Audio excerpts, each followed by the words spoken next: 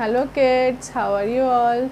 Now welcome back to the JP classes, and as we all know that we are dealing with the chapter 1 reproduction in organism. Today is our lecture 3, which is in this we are going to study the events in the sexual reproduction. In the previous lecture I have discussed the various steps or events involved in sexual reproduction. The 3 steps are primarily the pre-fertilization stage, the second is fertilization, and third is the post-fertilization stage. What do you mean by the pre-fertilization? Pre, the word means पहले, fertilization, तो वो सारे steps जो fertilization से पहले occur करते हैं. fertilization से पहले क्या चाहिए आपको? fertilization के लिए सबसे पहले वो क्या चाहिए? gametes चाहिए, ठीक है. तो हमें गैमीट्स मिलेंगे कहाँ से? तो गैमीट्स बनने का जो प्रोसेस है और जो ट्रांसफ़र का प्रोसेस है, दे combinedly dealt in the topic that is the pre-fertilization. So we can say that the pre-fertilization step is divided into 2 stages. First is known as your gametogenesis and second is known as your gamete transfer. What is gametogenesis? The word can be divided into the 2 parts, that is gameto and second is genesis. Gameto means gametes, genesis means synthesis. Gametogenesis is a process by which the gametes, what are gametes? The haploid structures are formed. So we can say that gametogenesis means the gamete synthesis, right? So first of all, what are gametes? Gametes are the haploid structures which are formed from the parents by a cell division known as meiosis. Suppose we are having a parent. The parent can be a mother or it can be a father. Sorry, it can be either father or the mother. Both are having diploid set of chromosomes, means their ploidy is twin. So when the gamete has to be formed, we all know that gametes are of the haploid structures, they have a single set of chromosomes. ऐसा क्यों होता है कि जो parents हैं वो gametes ही contribute करते हैं, वो थ्रू आउट क्यों नहीं करते? Reason is to maintain the constant number of chromosomes. वो कैसे, मैं आपको एक्सप्लेन करती हूँ. अगर सपोज करो ये मेल है, ये फीमेल है, इसमें 2n था, इसमें 2n था, मतलब हम कह सकते हैं कि पेरेंट जो बनेगा, जो पेरेंट होते हैं, जो एडल्ट, जो ऑफस्प्रिंग्स फॉर्म्ड होते हैं वो डिप्लॉइड होते हैं, ठीक है. अगर हम ये माने कि ये डायरेक्टली कंट्रीब्यूशन देंगे तो 2n + 2n फॉर्म में देंगे, तो 2n एंड 2n से क्या बन गया? 4n. यहाँ 2n थे पेरेंट्स, यहाँ 4n, नॉट पॉसिबल. सो इसीलिए कहा जाता है कि हम गैमीट फॉर्मेशन में क्या करते हैं, अगर ये मेल है, ये फीमेल है, ये 2n है, ये 2n है, तो ये पहले nn फॉर्म करेंगे, ठीक है. कौन से प्रोसेस से करते हैं? इसे हम बोलते हैं मियोसिस, ठीक है. तो मियोसिस से क्या होगा? 2n n में कन्वर्ट हो जाएगा, 2n n में कन्वर्ट हो जाएगा, एंड ड्यूरिंग द फर्टिलाइजेशन जब ये दोनों गैमीट्स कंबाइन करेंगे तो n + n will be equal to 2n. जिस हिसाब से जो आपकी पेरेंट की प्लॉइडी होती है वो मेंटेन्ड होती है. इसीलिए कहा जाता है when we are dealing with the sexual reproduction, the basic and the most important step is the formation of the gametes. I think it is clear now. Now moving on to the next part, how can we say that it is possible for each and every cell of the parent to get converted into the haploid gametes, or there are the specialized cells which are having this process? So answer is yes. There are some specialized cells which are capable of only performing the meiosis, other cells are not able to do that. और वो cells जो particularly gametes के formation में help करते हैं, they are known as myocytes. So what are myocytes? Myocytes are the parent cell which undergoes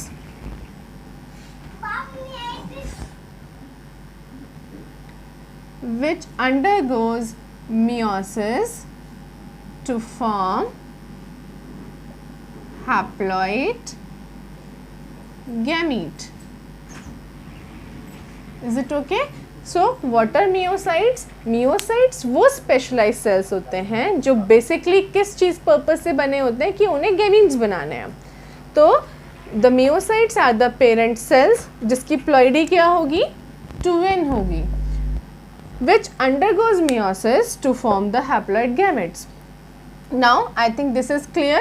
Certain terms are associated with the gametes.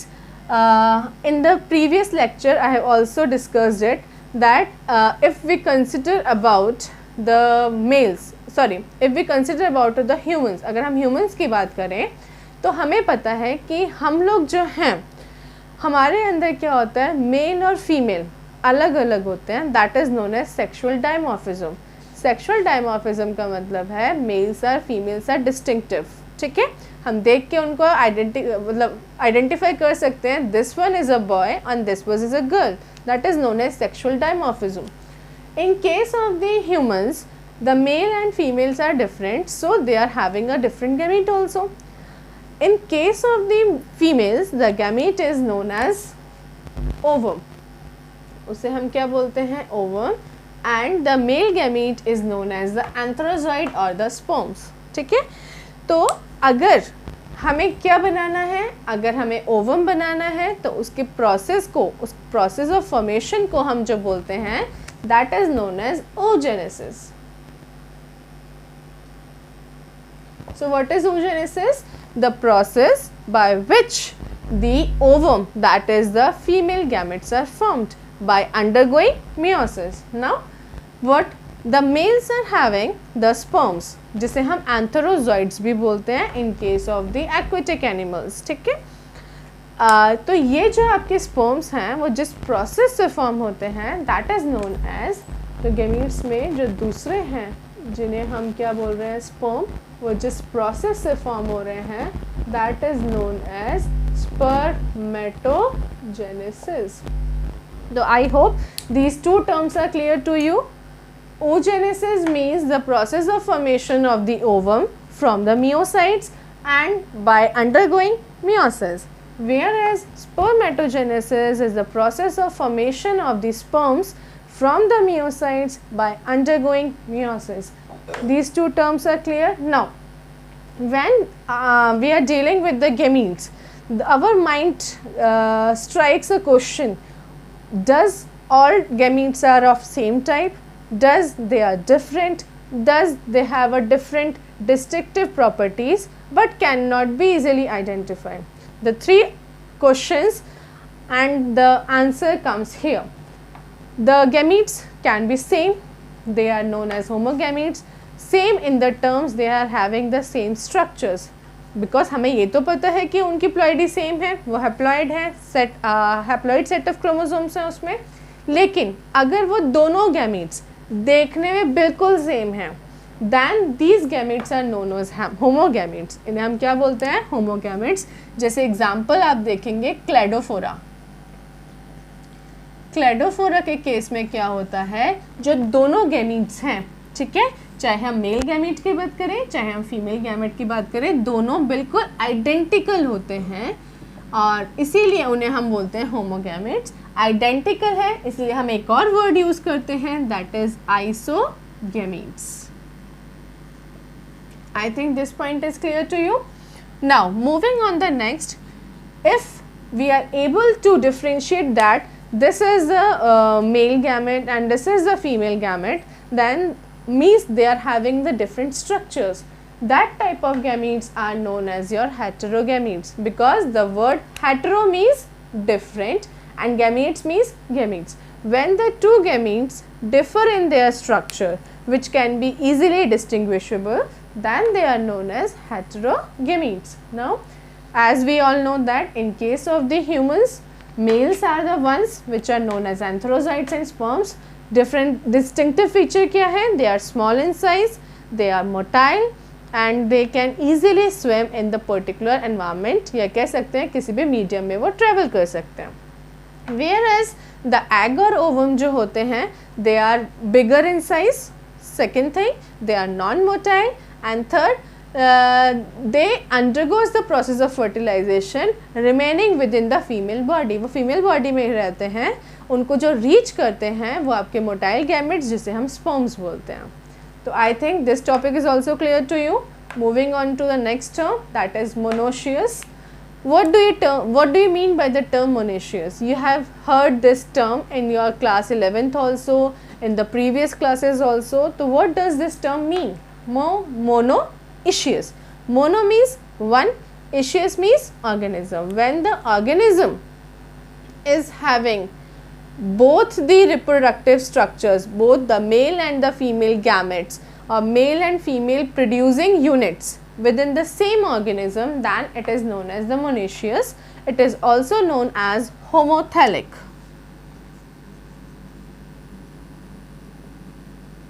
Homothallic. Homo means same and thallic means thallus. We all know that the plants belonging to the category that is your cryptogams. Yeah. अगर हम cryptogams की बात करते हैं, we all know that cryptogams involves the three. What are they? Thallophyta,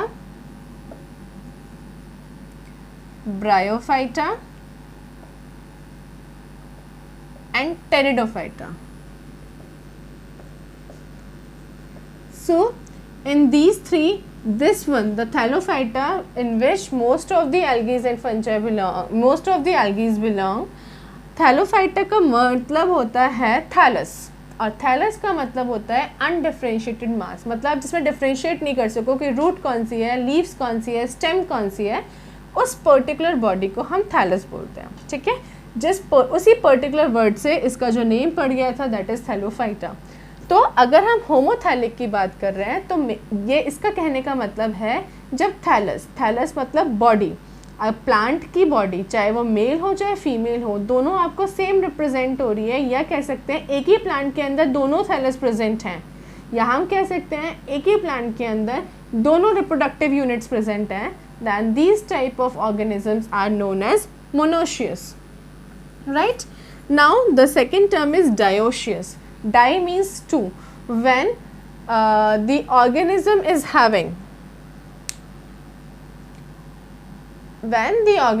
having the different reproductive units in different organisms, like one plant is representing the purely male plant and the other is purely representing as a female plant, that particular condition is known as your dioecious.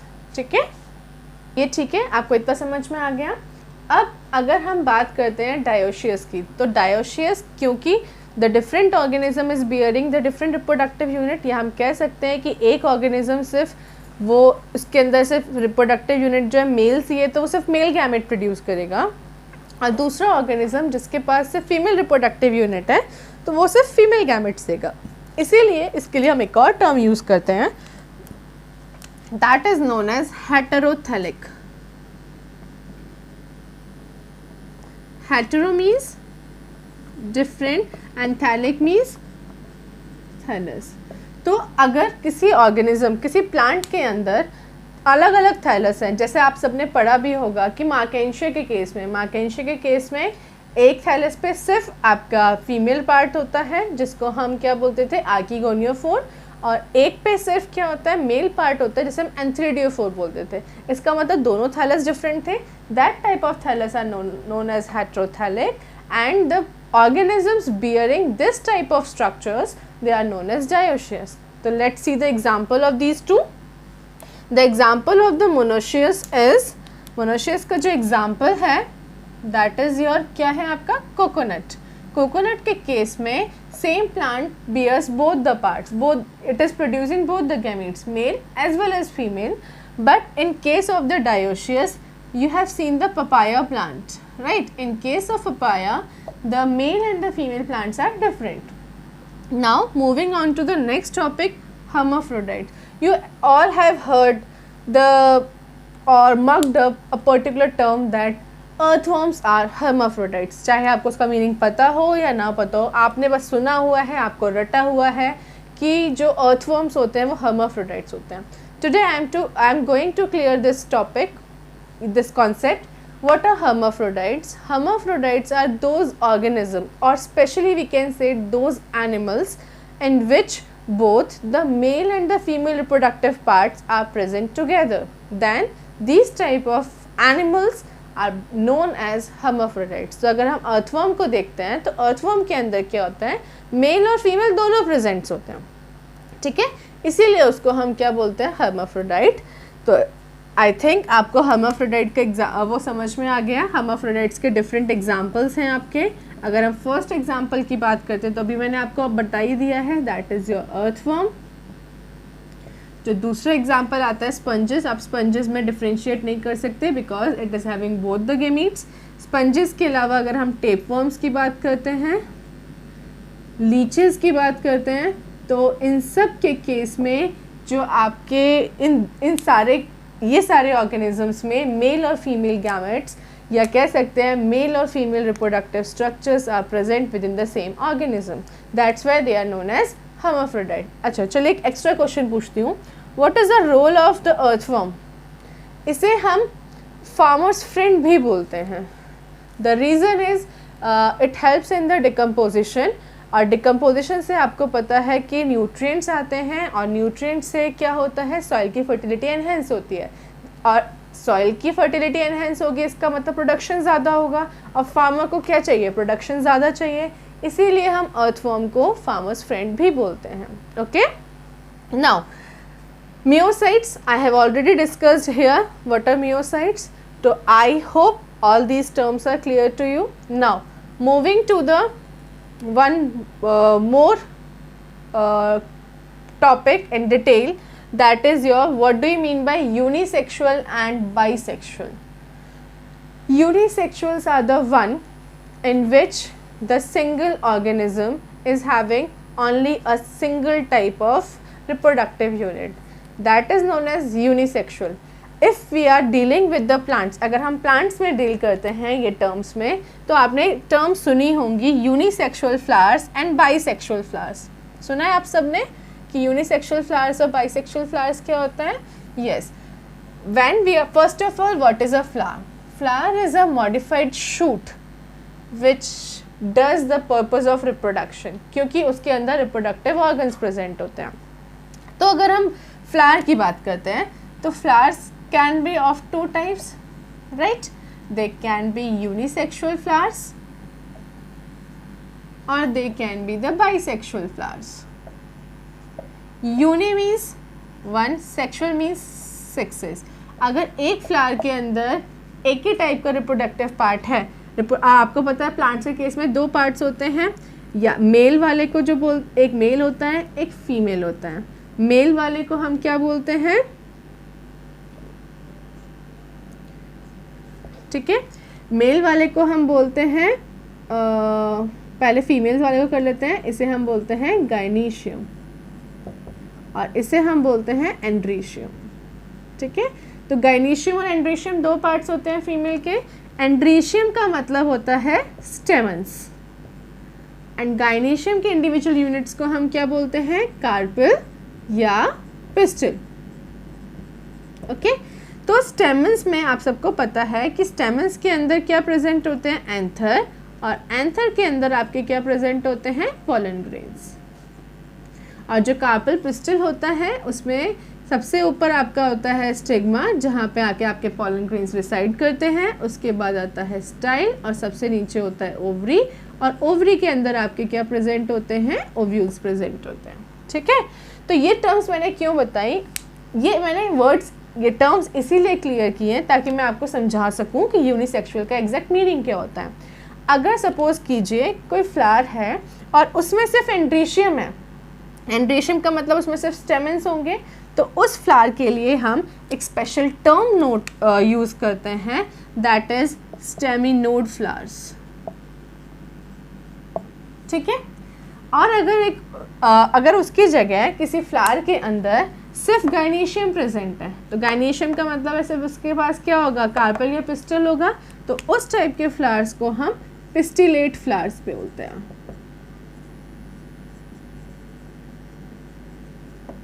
ठीक है, staminode and pistillate clear हो गया. And these are the parts of the unisexual flowers. What are bisexual flowers? Bisexual flower is the flower which comprises of both the parts, androecium as well as gynoecium, which favors the process of what process? That is self pollination. ठीक है? I think this topic is clear to you. Moving on to the next topic, that is the gamete transfer.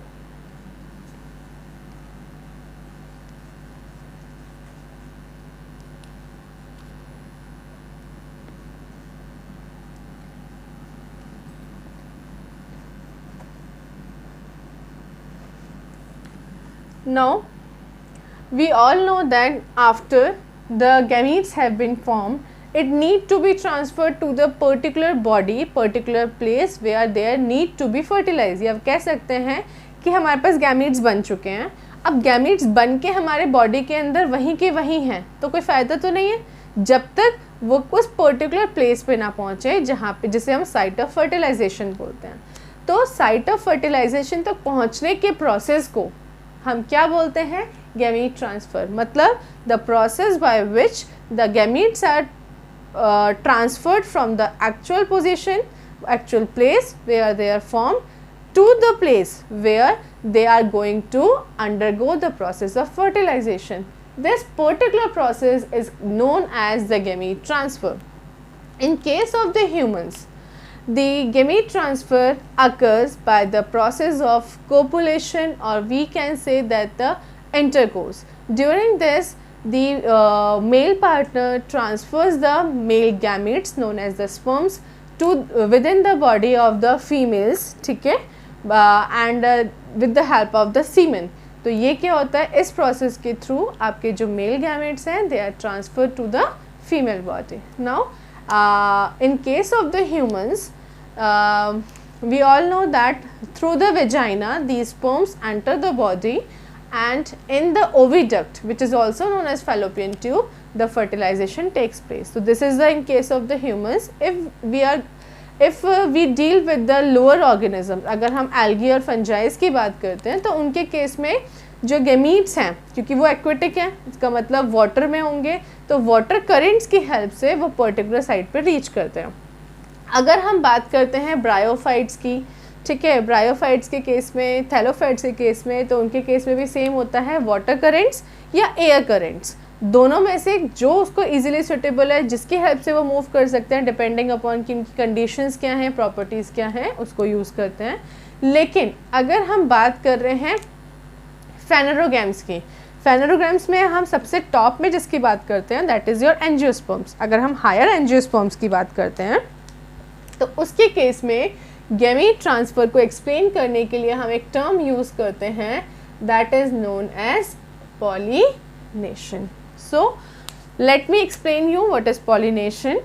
Pollination is the process, it is the process of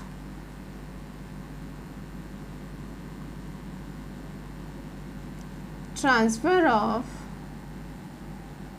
pollen grains from anther to stigma of a flower. ठीक है, इस process को हम क्या बोलते हैं? Pollination. तो higher angiosperms के केस में जो गैमीट ट्रांसफ़र होता है वो पॉलिनेशन के थ्रू होता है.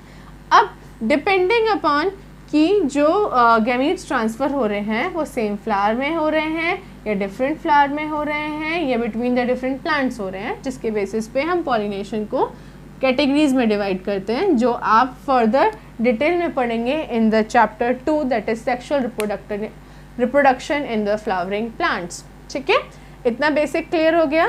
नाउ मूविंग ऑन, ये सारी जो इवेंट्स थी they were included in the topic pre-fertilization. I am moving to the next topic, next event of the sexual reproduction, that is your fertilization.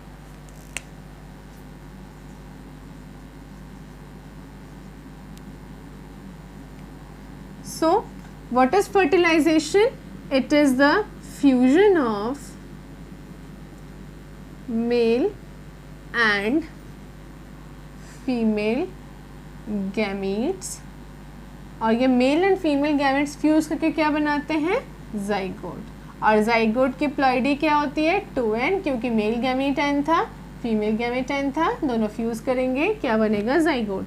Up to the zygote, इस पूरे process को हम जो बोलते हैं वो बोलते हैं फर्टिलाइजेशन। अब फर्टिलाइजेशन तो आप सबको समझ में आ गया, लेकिन अब मैंने ये बोला अगर कि सपोज़ करो जो मेल गैमीट्स हैं या फीमेल गैमेट्स हैं वो फर्टिलाइजेशन किसी मीडियम में हो रहा है, जैसे हमने अभी पढ़ा था एल्गी के केस में या ब्रायोफाइट्स के केस में, तो उस केस में उस टाइप के फर्टिलाइजेशन मतलब डिपेंडिंग अपॉन कि फर्टिलाइजेशन बॉडी के अंदर हो रहा है या बॉडी के बाहर हो रहा है। फर्टिलाइजेशन को हम 2 कैटेगरीज में डिफाइन कर सकते हैं। It can be internal fertilisation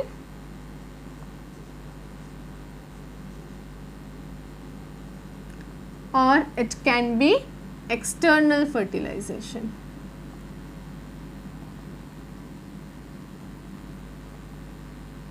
What is internal fertilization? The word is indicating that internal means inside. When the fusion of the gamete takes place inside the body of an organism, that type of fertilization is known as internal fertilization. Example is in case of the humans, best examples. Now what is external fertilization? When the gametes are released in the nearby medium, in the nearby aquatic medium, or we can say any type of medium, then the fusion, the fertilization will occur outside the body of an organism. That type of fertilization is known as the external fertilization. मतलब internal वाला जो होगा वो within the body होगा, कहाँ होगा? Within the body होगा, और external fertilization होगा in the medium where gametes are released.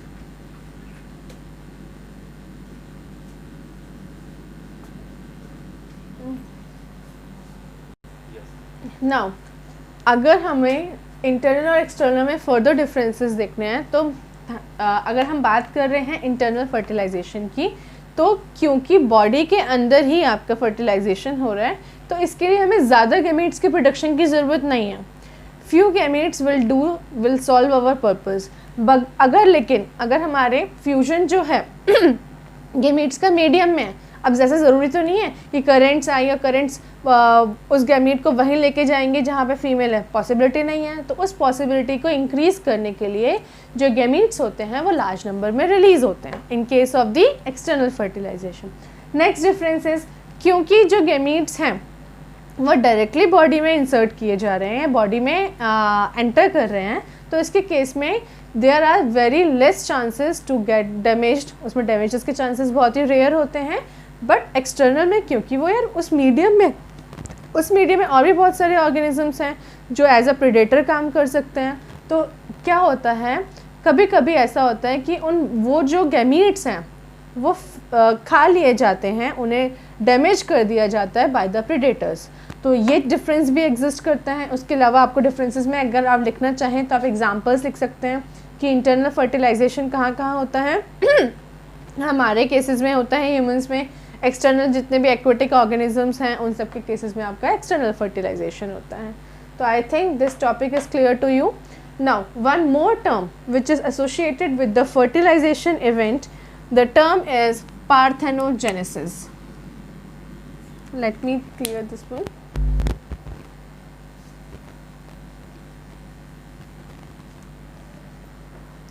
The next term which is associated with fertilization is parthenogenesis.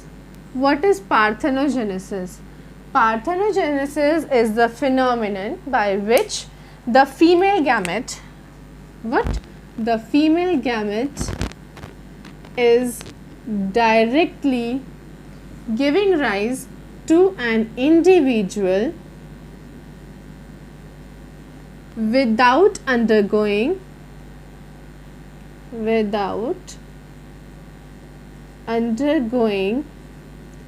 the process of fertilization. मतलब बिना फर्टिलाइजेशन के अगर एक फीमेल गैमेट एक इंडिविजुअल में कन्वर्ट होता है, that term is known as the parthenogenesis. Parthenogenesis का बेस्ट एग्जांपल है हनी बी, जो जिसे हम मधुमक्खी भी बोलते हैं। हनी बीज के केस में क्या होता है कि आपकी जो फीमेल गैमेट्स हैं, जिसे हम क्वींस बोलते हैं, क्वींस जो क्वींस हैं वो डायरेक्टली फीमेल गैमेट से ही बॉर्न होती हैं, ठीक है। इनके केस में तो ये चीज़ है। अच्छा, एक और चीज़, अगर हम फर्टिलाइजेशन की बात कर रहे हैं, अगर ऑर्गेनिज्म आपका हैप्लॉइड है, ठीक है, तो अगर हैप्लॉइड से मुझे गैमीट्स बनाने हैं, सपोज करो मुझे हैप्लॉइड है, हैप्लॉइड से आपको गैमीट्स बनाने हैं, तो वो प्रोसेस कौन सा होगा? माइटोसिस होगा। और अगर आप डिप्लॉइड से गैमीट्स बना रहे हो तो प्रोसेस कौन सा होगा? Meiosis. Now this point is clear. आपने एक और चीज़ भी सुनी होगी, हनी बीज के केसेस में 3 कास्ट होती हैं। एक होती है ड्रोन्स, एक होते हैं सोल्जर्स, और एक आपके होते हैं क्वींस, ठीक है। क्वींस क्या होती हैं?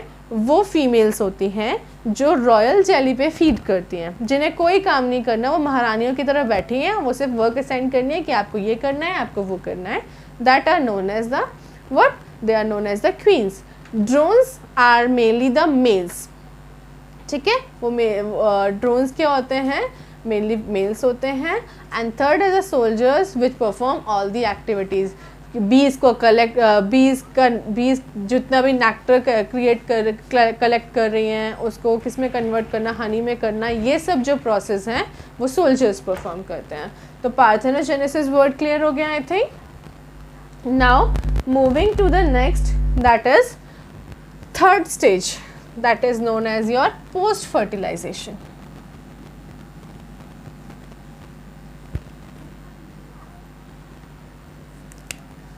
Third is known as post fertilization. Post means after. After fertilization जो भी events होती हैं, they are categorized as the post fertilization events. Post fertilization events में जो बात होती है वो 2 टर्म्स की बात होती है। या तो जाइगोट का डेवलपमेंट होगा, क्योंकि जाइगोट बना है आपके फर्टिलाइजेशन के बाद जो 2n इन नंबर था, या फिर एम्ब्रियो के डेवलपमेंट की बात होती है। मतलब the process of post fertilization involves 2 steps. First is your known as zygote development and the second one is known as the embryo development. Now, what is zygote development? Once the zygote has been formed, zygote form हो चुका है, अब उसमें क्या होगा? Number of times mitotic divisions होंगी। वो क्या करेगा? सेल्स को फॉर्म करेगा और उन सेल्स का डिफ्रेंशिएशन होकर एक कंप्लीट ऑर्गेनिज्म डेवलप होता है, ठीक है। लेकिन उस ऑर्गेनिज्म को कम्प्लीटली डेवलप होने से पहले एक स्टेज आती है जिसे हम एम्ब्रियो डेवलपमेंट बोलते हैं। What is embryo? Once the zygote has undergone large number of mitotic divisions, there is a differentiation of the cells leading to the formation of the organs in the organ system, and this process leading to a structure, ठीक है। उस structures को हम क्या बोलते हैं? Embryo development. मतलब zygote में चेंजेस होंगे जिसकी वजह से वो एम्ब्रियो बनता है, और एम्ब्रियो में चेंजेस होते हैं जिसकी वजह से फीटस बनता है, और foetus after completing the gestation period when released from the mother's womb, then it is known as the offspring or the babies. Is it clear? तो पोस्ट फर्टिलाइजेशन इवेंट्स क्लियर हो गई। अब आपने 2 वर्ड ज़रूर सुने होंगे, haplontic life cycle and diplontic life cycle. Haplontic life cycle and diplontic life cycle. ये words में इसलिए इंडिकेट कर रही हूँ, लाइफ साइकिल में आपके फेजेस। हैप्लॉन्टिक लाइफ साइकिल वो होती है जिसमें most of the phase in the haploid form. Gametophytic stage जो होती है वो डोमिनेंट होती है, तो उनके केस में मेनली जो डिवीजन होगी वो माइटोसिस ही होती है। मतलब कह सकते हैं कि जो गैमीट्स फॉर्म होंगे वो आपके माइटोसिस के थ्रू ही होते हैं। लेकिन अगर हम डिप्लॉन्टिक लाइफ साइकिल की बात करते हैं तो majority of the life cycle में जो डिप्लॉइड फेज होता है वो क्या होता है? डोमिनेंट फेज होता है, जिसे हम स्पोरोफिटिक फेज भी बोलते हैं। तो उसके केस में क्या होगा? They undergo the process of meiosis. Is it clear now?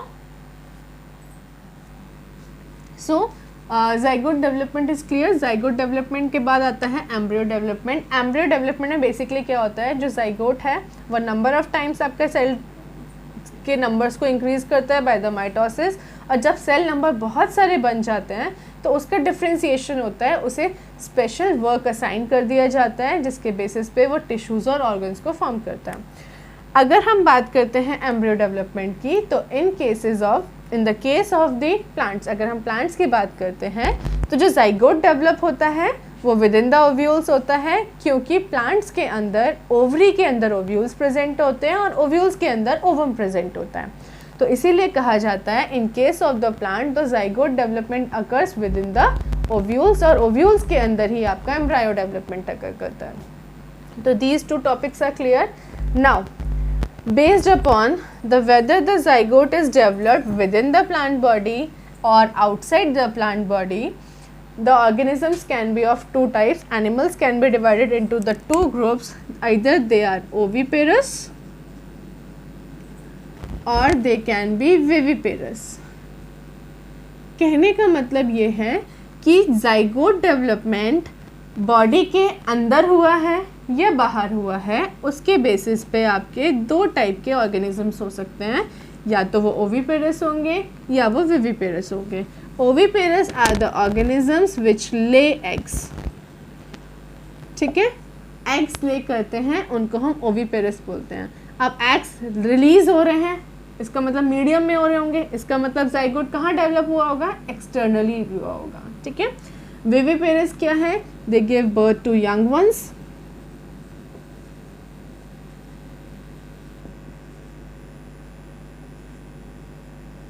Young ones अगर प्रोड्यूस हो रहे हैं तो आपको पता है यंग वंस बॉडी के अंदर डेवलप करते हैं, इसका मतलब जो जाइगोट डेवलप हुआ होगा विद इन द बॉडी हुआ होगा। नेक्स्ट डिफरेंस इज ओविपेरस के केस में जो एग्स होते हैं they remain protected by the hard calcareous shell, ताकि वो एनवायरनमेंट में आए तो उससे वो डिकम्पोज ना हो, डीजेनरेट ना हो, तो इसीलिए वो हार्ड कवरिंग से प्रोटेक्टेड रहते हैं। जब उन्हें प्रॉपर इंक्यूबेशन पीरियड मिलता है, इंक्यूबेशन टेम्परेचर मिलता है, दे ले the offsprings. But in case of the viviparous there is no need for particular disease, baby जो है properly with in the body होते हैं तो उनको एक्सटर्नल केयर की ज़रूरत नहीं पड़ती है, ठीक है। ओविपेरस के बेस्ट एग्जांपल्स आपको पता है, जितने भी रेप्टाइल्स हैं दे ले एग्स, बर्ड्स आपके क्या करती हैं, एग्स ले करती हैं। विविपेरस में आते हैं मैमल्स हो गए, ठीक है, और एम्फीबियंस हो गए, ये सब आपके क्या हैं, विविपेरस हो गए, ठीक है। नाउ ये तो हमारे एनिमल्स के केसेस की बात हो गई। अगर हम प्लांट्स के केस की बात करते हैं तो प्लांट्स के केस में हम ऑफस्प्रिंग्स की बात नहीं करते, हम बात करते हैं सीड्स की, फ्रूट्स की, ठीक है। तो अब हम बात कर रहे हैं in case of the plants, और प्लांट्स में भी कौन से, flowering plants.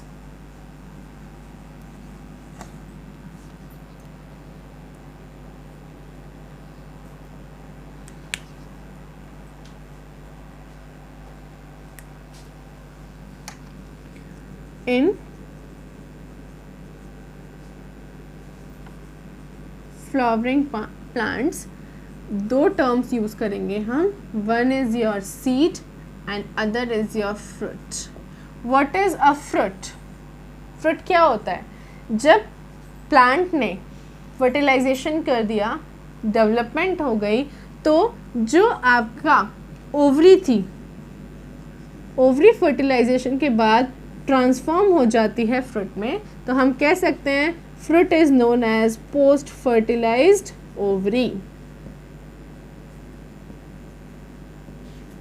Where as seeds, अब आप सबको पता है फ्रूट्स के अंदर सीड्स प्रेजेंट होते हैं, और आपको ये भी पता है कि ओवरीज के अंदर ओव्यूल्स प्रेजेंट होती हैं, तो that's why we can say that seeds are known as post fertilized ovules, ठीक है। सीड्स ऑफ फ्रूट्स, कहने का मतलब है कि जो आपके फ्लावरिंग प्लांट्स होते हैं उनमें फर्टिलाइजेशन के बाद सीड्स ऑफ फ्रूट्स बनते हैं। जो सीड्स बनते हैं वो ओव्यूल से बनते हैं, जो फ्रूट्स बनते हैं वो आपके किससे बनते हैं, ओवरी से बनते हैं। आप सबको पता है कि जब भी हम कोई फ्रूट्स खाते हैं तो उस पर बाहर कवरिंग होती है, आउटर कवरिंग होती है, द फ्रूट वाल की जो वो कवरिंग होती है उसको हम बोलते हैं पेरिकार्प। क्या बोलते हैं, pericarp. This is all the details, all the main topics, all the explanation of the chapter first, that is reproduction in organism. Now the chapter is over. One more thing, on the you have seen my second lecture now. There is a link which is lying below the lecture. This link is for a quiz. If you want to self-analyze yourself, the topics that I have taught are clear to you, then you can undergo this quiz. Whichever mail you are using for attempting the particular quiz, you will get the scores on that mail only. So try to self-analyze yourself so that you can know in which particular point, which particular topic you are lacking behind. So can you work more hard work to get the full marks. One more thing, you can subscribe our channel on the Instagram as well as Facebooks. The links are given below. You can subscribe. So thank you so much. Bye.